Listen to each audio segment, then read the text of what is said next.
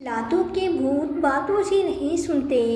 नमस्कार दोस्तों, Sania voice story channel में आपका स्वागत है। तो दोस्तों, आज की कहानी है जिस सास को घर से निकालने के लिए रचे षड्यंत्र और उसे बना दिया चोर ने। आज उसी सास को न्यूज़पेपर की हेडलाइट में देखकर बेटे और बहू भौचक्के रह गए जब उन्हें पता चला कि आज उनकी माँ कोई आम इंसान नहीं रही बल्कि एक जानी मानी हस्ती बन चुकी है।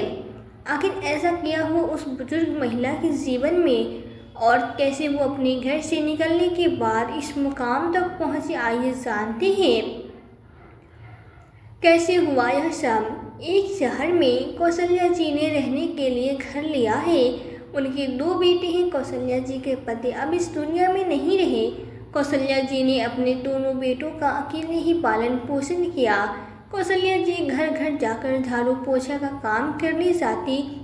अभी उनके दोनों बेटे छोटे छोटे हैं तो वो उन्हें घर छोड़कर काम करने जाती और शाम को अपने बच्चों को कुछ न कुछ खाने के लिए लाया करते। उनके दोनों बेटों का नाम शिवम और संजय है। शिवम संजय से बड़ा है। वो दोनों जब तक अपने घर से बाहर नहीं निकालते जब तक उसकी माँ नहीं आ जाती। शिवम बड़ा है तो कौशल्या जी उसके ऊपर ही सारा काम छोड़कर चली जाया करती थी।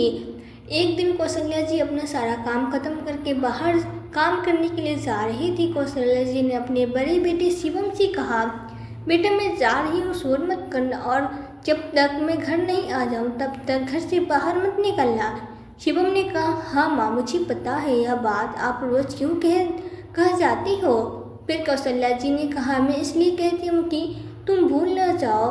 तो शिवम ने कहा, मैं नहीं भूला, मुझे सब याद है माँ, अब मैं बड़ा हो गया हूँ माँ। कौशल्या जी ने कहा, हाँ बेटा अब तू सचमुच बड़ा हो गया है, चल अब मैं चलती हूँ, अपना और संजय का ख्याल रखना, ठीक है। फिर कौशल्या जी चली गई। उसके बाद शिवम और संजय अंदर घर के खेल रहे थे कि तभी संजय खेलते खेलते गिर गया।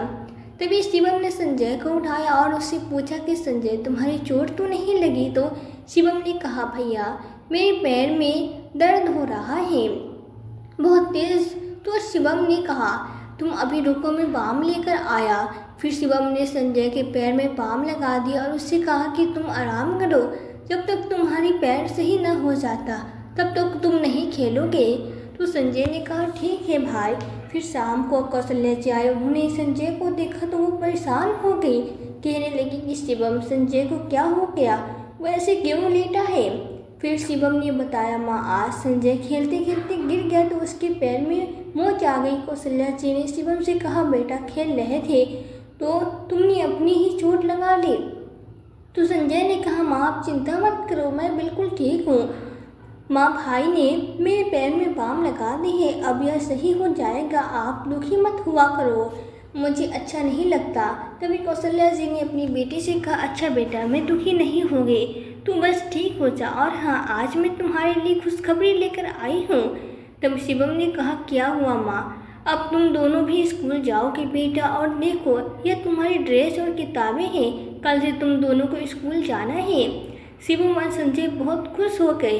फिर शिवम ने कहा, माँ आप हमारी फीस भर पाएंगे क्या। कौशल्या जी ने कहा, हाँ बेटा मैं सब संभाल लूँगी, तुम बस पढ़ाई पर ध्यान देना, मेरे बच्चे पढ़ाई है तो सब कुछ है, पढ़ाई नहीं तो कुछ भी नहीं, चाहे मेरे ऊपर कितनी भी मुसीबतें आए पर मैं तुम्हारी पढ़ाई नहीं रुकने दूंगी, बस तुम ध्यान रखना, लगाकर पढ़ना। फिर शिवम ने कहा, माँ अब चिंता मत करो, मैं और संजय मन लगाकर पढ़ाई करेंगे। तो कौशल्या जी ने अपने दोनों बच्चों को समझाया कि बेटा हमारे घर की परिस्थिति बहुत बेकार है, तुम दोनों सब कुछ देख रहे हो और जो कुछ भी है तुम्हारी नज़रों के सामने है, तुमसे कुछ छुपा भी नहीं है। मैंने बहुत मेहनत की तब जाकर आज मैं तुम दोनों का एडमिशन करवा रही हूँ। मैं ये नहीं कहती कि मैं कोई बड़ा काम कर रही हूँ, तो हर माँ बाप का फ़र्ज होता है कि वो अपने बच्चों को एक अच्छी ज़िंदगी दे सके, लेकिन आज जब सारी मुसीबतें मेरे ऊपर आकर पड़ी है तो मुझे समझ आता है कि शिक्षा की कितनी अहमियत होती है। आज मेरे माता पिता ने मुझे बचपन में पढ़ाया होता तो आज तुम्हारे पिताजी के जाने के बाद मेरी ज़िंदगी यूँ नरक न बन जाते। मैं भी शायद कुछ अच्छा काम कर पाती और तुम दोनों को भी एक अच्छी ज़िंदगी दे पाती। मैं अपने ही बच्चों को सुबह से शाम तक घर के अंदर बंद करके चली जाती हूँ। मैं ही कितनी जानती हूँ कि मुझ पर क्या बीतता है। तुम लोगों को ना मैं ढंग से खाना खिला सकती हूँ, ना ही ढंग से कपड़े पहना सकती हूँ। आखिर ऐसी भी ज़िंदगी किस काम की। मैंने सोच लिया है बेटा कि ज़िंदगी में वो हर दिन तुम कभी नहीं देखोगे। मैं नहीं चाहती जिन मुसीबतों का सामना मैं कर रही हूँ उन मुसीबतों का सामना तुम्हें कभी भी करना पड़े। मैं चाहती हूँ जीवन में तुम दोनों इतने कामयाब हो जाओ, इतने कुशल हो जाओ कि तुम्हें कभी किसी के सामने अपनी इच्छाओं को पूरा करने के लिए मोहताज न होना पड़े। कभी तुम्हें अपनी खुशी के लिए कोई चीज़ खरीदनी हो तो, कभी घूमने जाना हो तो तुम्हें कभी भी अपनी जेब न देखनी पड़े। तुम्हें हर काम को करने से पहले सोचना ना पड़े कि तुम्हारे पास तो पैसे ही नहीं है, तुम यह काम कैसे करोगे। मैं नहीं चाहती बेटा कि जैसे मेरी ज़िंदगी बस से बदतर हो गई है और मैं अपने पति के जाने के बाद बस दूसरों के घरों की नौकरानी बनकर रह गई, वैसे ही तुम दोनों में से किसी के भी साथ कभी भी कुछ हो। इसलिए मैं चाहती हूँ कि तुम दोनों हमेशा खुश रहो और कामयाब हो। और तुम तो जानते ही हो बेटा कि तुम्हारी माँ इतनी अच्छी स्थिति में तो नहीं है कि तुम दोनों को कोई बिजनेस करवा सके, लेकिन हाँ, तुम दोनों अगर अपना भविष्य संवारना चाहते तो इसका इकलौता साधन केवल शिक्षा ही है। मैं तुम्हें अपनी आखिरी सांस तक भी जितना मुझसे बन पड़ेगा मैं तुम्हें उतना पढ़ाऊंगी बेटा, क्योंकि तुम्हारा जीवन बदलने का इकलौता साधन यही है। बेटा तुम समझ रहे हो ना मैं तुम्हें क्या समझाना चाहती हूँ। तो शिवम ने कहा कि हाँ माँ, मैं समझ गया आप क्या कहना चाहती हैं। आप चिंता मत करो, मैं और मन लगाकर पढ़ाई करूँगा और एक दिन अपने घर की स्थिति को बहुत बेहतर बनाऊँगा और आपको भी हम पर गर्व महसूस होगा। हम ऐसा कुछ करेंगे। तो संजय भी कहने लगा कि हाँ माँ, भैया के साथ साथ मैं भी बहुत पढ़ाई करूँगा। अब हम दोनों रोज़ स्कूल जाएंगे, कितना मज़ा आएगा ना। भैया यह कहते हुए संजय खुश होने लगा और रोती हुई कौशल्या जी ने अपने दोनों बच्चों को गले लगा लिया। उन्होंने अपने बच्चों को खाना खिलाया और फिर सो गई। फिर अगली ही सुबह उन्होंने स्कूल जाना शुरू कर दिया और अब वो दोनों बच्चे पढ़ने जाया करते थे। ऐसे ही समय बीतता गया और दोनों बच्चे देखते ही देखते बड़े हो गए। अब क्योंकि शिवम संजय से बड़ा था इसलिए शिवम की पढ़ाई भी संजय से आगे ही ख़त्म हो गई थी और पढ़ाई पूरी करने के बाद शिवम ने एक प्राइवेट कंपनी में ज्वाइन कर ली थी। नौकरी पढ़ाई में शिवम काफ़ी अच्छा था, इसलिए उसे नौकरी ढूंढने में कोई ज़्यादा समस्या नहीं हुई। जैसे उसकी ग्रेजुएशन कंप्लीट हुई वैसे उसे एक अच्छी प्राइवेट कंपनी में नौकरी मिल गई।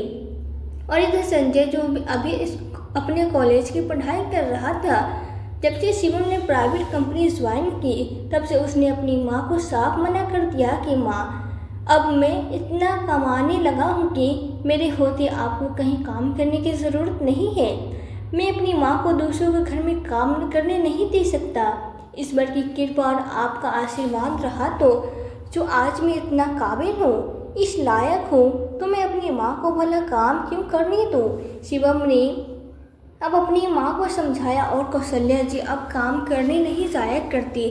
शिवम ने कौशल्या जी से कहा, माँ अब आपको काम करने की ज़रूरत नहीं है, आपने बहुत काम कर लिया, अब हमारी बारी है काम करने की। आप बस आराम कीजिए, आराम से बैठिए और अपनी फरमाइश बताइए, आपका यह बेटा सबको पूरा करेगा। कौशल्या जी ने कहा, तो अब मेरी फरमाइश पूरी करेगा तो एक काम कर अपनी शादी के लिए हाँ कर दे। तब शिवम ने कहा, क्या माँ, शादी अभी मेरी उम्र ही क्या है, कर लूँगा शादी भी, अभी कुछ शादी के चक्कर में मुझे मत फंसाओ माँ की। तभी कॉलेज से संजय आ गया और शिवम से कहने लगा, भैया सही तो कहा रही है माँ, आप शादी कर लोगे तो माँ को तो आराम है ना, फिर माँ को अब कोई काम नहीं करना पड़ेगा, भाभी आकर सब संभाल लेगी और माँ फिर हर काम से फ्री हो जाएगी। तो शिवम ने कहा, हाँ ठीक है, मुझे पता है तुम दोनों मुझसे हाँ करवा कर ही मानोगे। ठीक है माँ, मैं राजी हूँ शादी के लिए, अब आपको जो सही लगे वही करो। कौशल्या जी ने कहा, बेटा अब तूने हाँ कर दी है तो शादी की तैयारियां भी करनी है। पड़ेगी ना बेटा। अब कौशल्या जी ने अपने बड़े बेटे शिवम के लिए लड़की ढूंढना शुरू कर दिया और जल्दी उन्हें एक लड़की पसंद आई। देखने में वो लड़की सुंदर थी और संस्कारी भी थी। अब कौशल्या जी ने निश्चय कर लिया था कि वो अपने बड़े बेटे की शादी इसी लड़की से करवाएंगे। धीरे धीरे समय बीता और शादी की रस्में भी शुरू हो गई और जल्दी ही वो दिन भी पास आ गए जब शिवम और शालिनी की शादी करवा दी गई। शालिनी बहुत ही अच्छी लड़की थी। वो कौशल्या जी की सारी बातें मानती और सबका बहुत अच्छे से ख्याल रखती थी और घर के सारा काम करते। शिवम भी बहुत खुश था। उसने शालिनी से कहा, शालिनी तुम बस मेरी माँ को ऐसे ही खुश रखना, मैं तुम्हें कभी किसी चीज़ की कमी नहीं होने दूंगा। तो शालिनी ने कहा, तुम चिंता मत करो शिवम, जैसे यह तुम्हारी माँ है वैसे मेरी भी माँ है, मैं इनका पूरा ध्यान रखूंगी और देवर जी का भी। तभी वहाँ संजय आ गया। तो संजय ने कहा, क्या बात हो रही है मेरे बारे में? फिर शालिनी ने कहा, अरे देवर जी आप आ गए? हाँ भाभी मैं आ गया। अब आप बताओ कि मेरे बारे में क्या बात हो रही थी? तो शालिनी ने कहा, तुम्हारे भाई ने कहा कि संजय की जिम्मेदारी अब तुम्हारे ऊपर है, अब उसको तुम संभालना। फिर मैंने सोचा कि अब तुम्हारा कॉलेज भी ख़त्म होने वाला है तो फिर क्यों ना तुम्हारी शादी की तैयारियां की जाए। तो संजय ने कहा, क्या भाभी आप अभी से शादी करवाना चाहती है?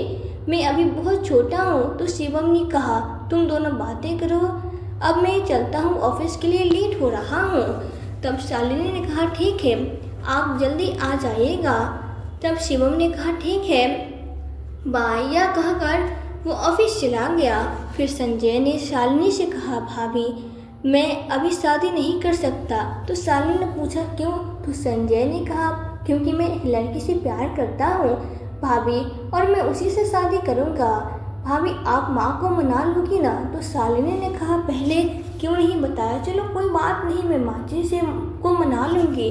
फिर तुम कब मिलवा रही हो हमें उससे? तो संजय ने कहा, बस तुम माँ को मनवा लो, जब आप कहोगी उसी दिन मिलवा दूँगा। तो शालिनी ने भी कहा, अच्छा ठीक है अब खाना खा लो, फिर इसके बाद मैं माँ जी से बात करूँगी। फिर शालिनी कौशल्या जी के पास गई और बोली, लीजिए माँ जी खाना खा लीजिए। तो कौशल्या जी ने कहा, तुमने खाना खा लिया बेटा? तो शालिनी बोली, नहीं माँ जी अभी आते ही होंगे, मैं अभी तभी खाऊंगी। तो कौशल्या जी ने कहा, अरे बेटा तू उसे फ़ोन करके पूछ लेना कि कितनी देर में आएगा। तो शालिनी ने कहा, वो तो मैं पूछ लूँगी पर मुझे आपसे कुछ बात करनी है। इस पर कौशल्या जी ने कहा, क्या हुआ बेटा? फिर शालिनी ने कौशल्या जी को संजय की सारी बातें बताई। यह सुनकर कौशल्या जी हंस गई और कहा, सच में संजय ने अपने लिए लड़की पसंद की है? तो शालिनी ने कहा, हाँ माँ जी, उन्होंने तो मिलवाने के लिए भी कहा है, आप हाँ बोलो तो मैं उन्हें मिलवाने के लिए बुलवा लूँ। तो कौशल्या जी ने कहा, हाँ बहू तो उसको कह दे, संजय उस लड़की को घर वालों की भी बात करेगा। शालिनी ने कहा, हाँ ठीक है माँ जी, अभी मैं कहती हूँ। फिर ऐसे संजय की भी शादी हो गई। संजय की पत्नी का नाम राधिका था। राधिका अपने घर की लाडली बेटी तो थी ही, लेकिन वो एक बहुत मुँह जोर और चालाक भी थी। उसे किसी और से कोई मतलब ही नहीं था। शादी के बाद जब नई बहू घर में आई तो सबकी उम्मीदें थी कि अब बड़ी बहू की तरह वो भी घर के कामों को संभाले में उसकी मदद करेगी और अपनी सास की सेवा करेगी। लेकिन जब से राधिका घर में आई तब से उसने घर के किसी भी काम में हाथ न लगाया। शुरू में शिवम की पत्नी ने भी कोई आपत्ति नहीं जताई और उसे अपनी छोटी बहन मानकर सब काम खुद ही करती रही। लेकिन अब धीरे धीरे समय बीतने लगा था और इतना समय बीतने के बाद भी अभी तक राधिका घर में का एक कोई काम नहीं करती और सारे दिन अपने कमरे में ही रहती। एक दिन कौशल्या जी ने राधिका से कहा, बहू थोड़ा सा काम करवाना, थोड़ा सानी बहू सामान लेने के लिए बाहर गई है। कौशल्या जी ने कहा तो काम में उसकी थोड़ी सी मदद मांगी थी, लेकिन उसने उसे 4 बातें सुना दी। उसने कहने लगे कि माँ जी मैंने अपने घर में कभी ऐसा कोई काम नहीं किया है और न ही मुझे यह सब काम आती है, तो माफ़ कीजिए लेकिन मैं कोई काम नहीं कर सकती। कौशल्या जी बोली, बेटा मैं समझती हूँ हो सकता है तुमने अपने घर में कभी कोई काम ना किया हो, लेकिन धीरे धीरे जब कोशिश करोगी तो सीख जाओगी। और फिर यहाँ मैं और बड़ी बहू भी तो है तुझे सिखाने के लिए। मेरे पास आ और इस काम में मेरी मदद करवा, मैं तुझे बताऊंगी कि यह काम कैसे किए जाते हैं। इस पर राधिका मुंह चढ़ाते हुए बोली, अरे माँ जी, मैंने आपसे कहा तो मुझे इन सब कामों का कोई शौक नहीं है। यह झाड़ू खटका आप ही कीजिए, मुझे ये सब काम पसंद नहीं। और वैसे भी मेरे सीरियल्स का टाइम हो गया है और मैं अपने कमरे में जा रही हूँ। इस पे कौशल्या जी को थोड़ा गुस्सा आ गया। रो बोली, बहू अब तुम्हारी शादी को काफ़ी दिन हो चुके हैं, कब तक शालिनी ही इस घर की जिम्मेदारियाँ उठाएगी?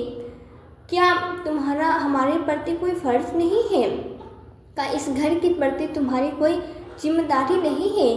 तुम्हारे लिए यहाँ हम सब लोग इतना सोच कर चलते हैं, लेकिन क्या तुम हम सब में से किसी के बारे में सोचने का तुम्हारा कोई फर्ज नहीं बनता?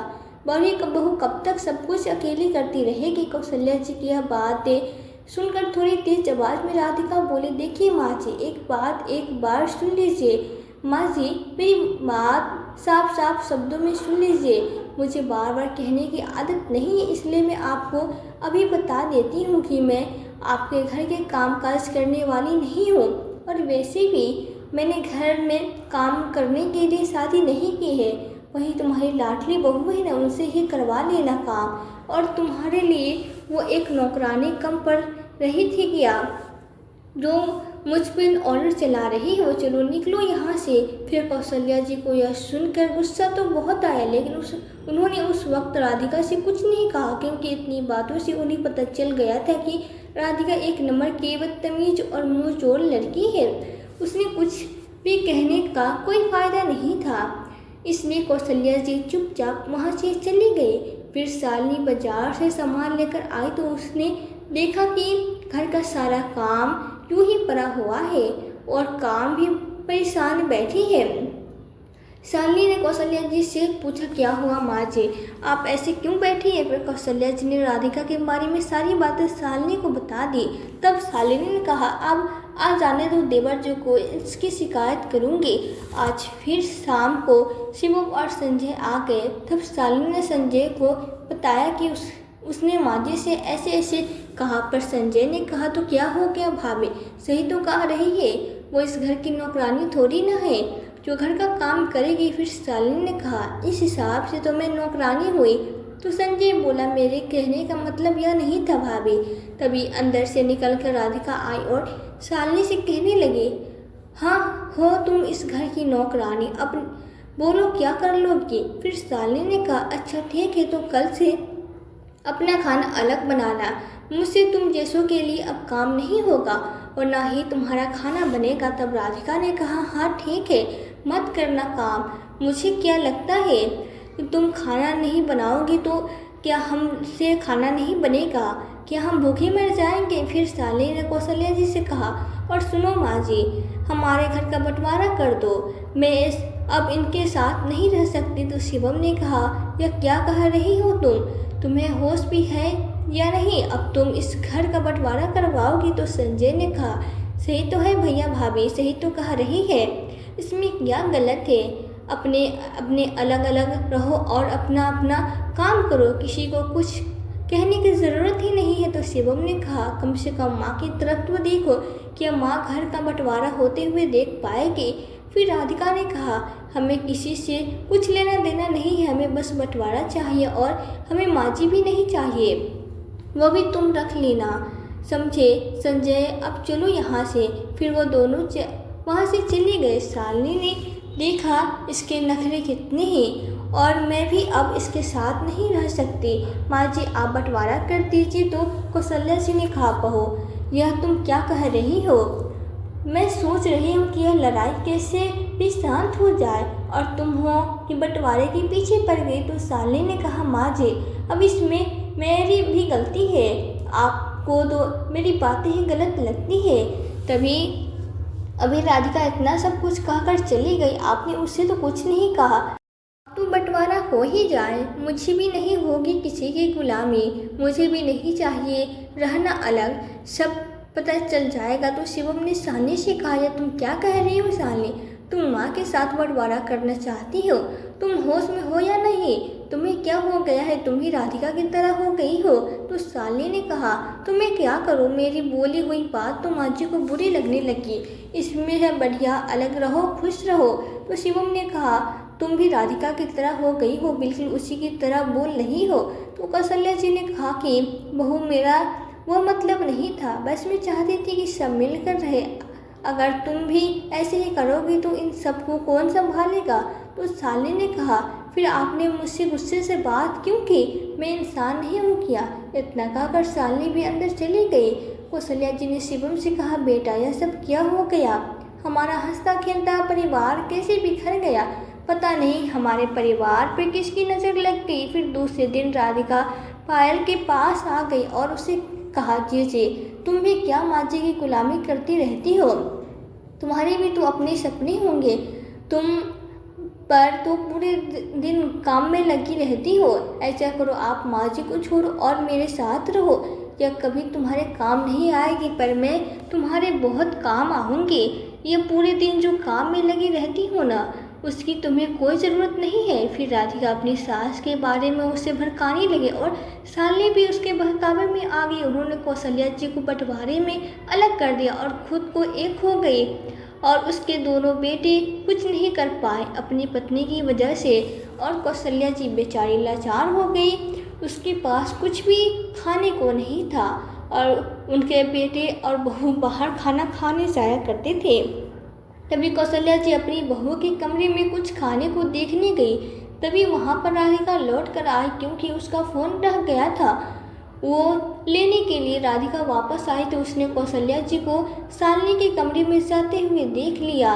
और राधिका ने चुपचाप अपना फ़ोन उठाया और कौशल्या जी के कमरे में जाकर उनके कपड़ों में छुपा दिया और फिर बाहर जाकर उन सबसे कहा कि मेरा फ़ोन नहीं मिल रहा है, उसे ढूंढवाने में मेरी मदद करो। तभी शालिनी ने कहा, तुम्हारा फ़ोन तो मेरे कमरे में होगा, तुमने वहाँ छोड़ दिया था। तभी वह सब घर में लौट कर आए और शालिनी अपने कमरे में वहाँ उसने कौशल्या जी को देख लिया और उसने कहा, तुम्हारी हिम्मत में कैसे हुई यहाँ आने की? कि तभी शालिनी तेज आवाज़ में शिवम और संजय को बुलाने लगे। फिर शिवम और संजय अंदर कमरे में आ गए। तभी शालिनी ने कहा, देखो अपनी माँ को यह यहाँ क्यों आई है, पूछो इनसे।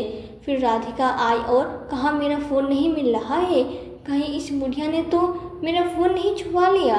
तो कौशल्या जी ने कहा, नहीं बहू, मैंने फ़ोन नहीं चुराया, मैं तो कुछ खाने को ढूंढ रही थी, मुझे बहुत भूख लग रही है इसलिए, पर मैंने तुम्हारा फ़ोन नहीं लिया। इसमें राधिका ने कहा, तो फिर कहा गया मेरा फ़ोन, उसके क्या हाथ पैर हो गए कि वो कहीं चला जाएगा? कौशल्या जी ने कहा, मुझे क्या पता कहाँ चला गया, मैंने तो तुम्हारा फ़ोन नहीं देखा। राधिका ने कहा, तो पहले अपना कमरा चेक कराओ। इस पर शिवम बोला, यह तुम क्या कह रही हो? माँ ऐसा तो नहीं करेगी, तुम उन पर गलत इल्ज़ाम लगा रही हो। राधिका ने कहा, मुझे विश्वास नहीं, मुझे बस उनका कमरा चेक करना है। तो कौशल्या जी ने कहा, मैंने लिया भी नहीं है, तो तुम ढूंढोगे क्या? पर फिर भी तुम्हें विश्वास नहीं तो तुम देख सकती हो। फिर राधिका उनके कमरे में जाकर अपना फ़ोन ढूंढने लगी। तभी उनके कपड़े हटाए और वहाँ से उसका फ़ोन मिल गया। राधिका ने सबको फ़ोन दिखाया और कहा, देखो यहाँ मिली फ़ोन। तो कौशल्या जी ने कहा, मुझे नहीं पता यह यहाँ कैसे आया, मैंने कुछ नहीं किया। इस पर राधिका ने कहा, आपने कुछ नहीं किया तो क्या ये फ़ोन आपके कपड़े में कैसे मिला? आप तो इस घर में रहने लायक भी नहीं है, पता नहीं और क्या क्या चुराएंगे। शिवम अपनी माँ से कहने लगा, माँ तुम ऐसा करोगे मैं सोच भी नहीं सकता था। तब राधिका ने कहा, शालिनी दीदी क्या आप भी कुछ कहना चाहती हो? तो शालिनी ने कुछ नहीं कहा। राधिका ने कहा, तो फिर इस बुढ़िया को क्यों रख रखा है, निकालो इसे इस घर से बाहर निकाल दो। फिर शालिनी और राधिका कौशल्या जी को घर से बाहर निकालने लगे और आखिरकार उन्होंने धक्के मारकर उन्हें निकाल दिया। कौशल्या जी ने कहा भी कि मुझे घर में मत निकालो, मैं कहाँ जाऊँगी। उसके दोनों बेटे उस वक्त कुछ नहीं कह सकते थे और राधिका और शालिनी ने कौशल्या जी को घर से बाहर निकाल दिया और दरवाजा बंद करके अंदर आ गए। कौशल्या जी बेचारी लाचार हो गई, उन्हें कुछ समझ में नहीं आ रहा था कि वो कहाँ जाए। वो चलते चलते एक वृद्धाश्रम में पहुँच गई।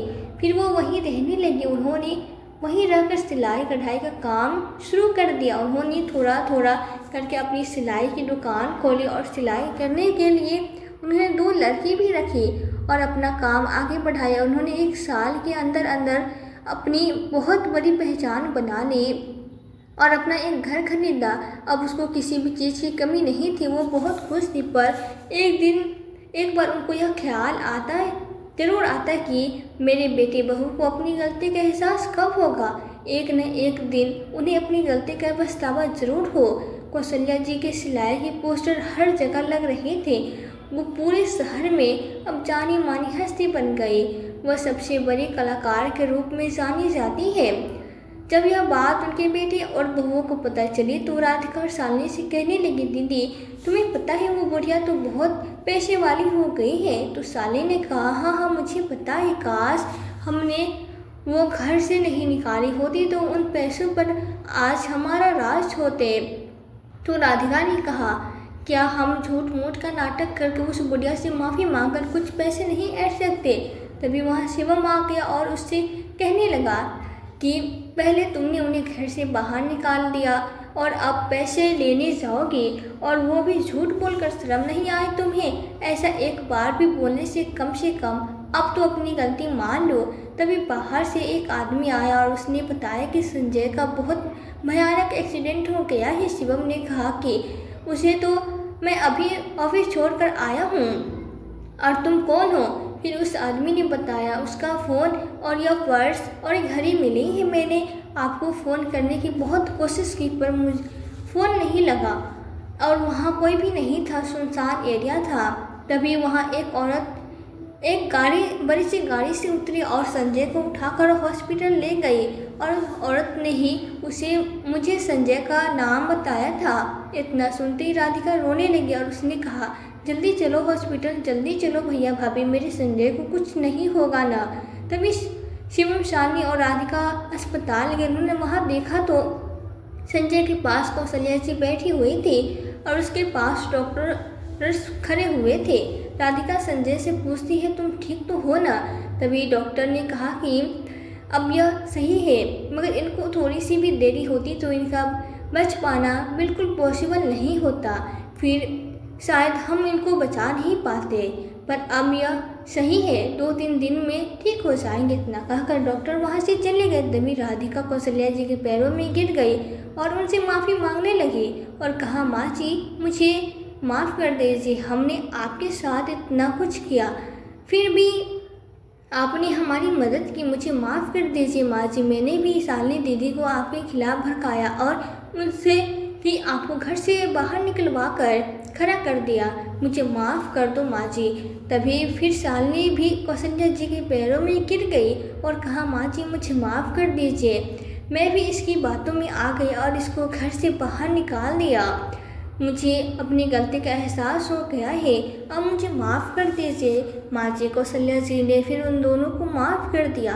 फिर पीछे से शिवम और ने कहा, माँ मुझे माफ़ नहीं करोगे क्या? तभी कौशल्या जी ने कहा, अरे बेटा क्यों नहीं करूँगी, जब मैं अपनी बहू को माफ़ कर सकती हूँ तो मैं अपने बेटों को माफ़ क्यों नहीं कर सकती। फिर वो सब खुशी एक साथ एक घर में रहने लगे और उन सभी को अपनी गलती का एहसास हो चुका था, जिनके लिए उन्होंने अपनी माँ से माफ़ी भी मांगी और अब वो सब एक साथ खुशी रहने लगे। तो दोस्तों, यह थी हमारी आज की कहानी। आज की कहानी आपको कैसी लगी हमें कमेंट बॉक्स में कमेंट करके ज़रूर बताएं। यदि वीडियो आपको अच्छी लगी हो तो वीडियो को लाइक और शेयर करके चैनल पे यदि नए हो तो चैनल को सब्सक्राइब जरूर कर दें, साथ ही बेल आइकन को प्रेस कर दें ताकि आने वाली वीडियोस की नोटिफिकेशन आपको मिलती रहे। तो आज के लिए बस इतना ही, मिलती हूँ आपसे एक नई वीडियो में एक नई कहानी के साथ। कहानी में अंत तक बने रहने के लिए आपका दिल से बहुत बहुत धन्यवाद।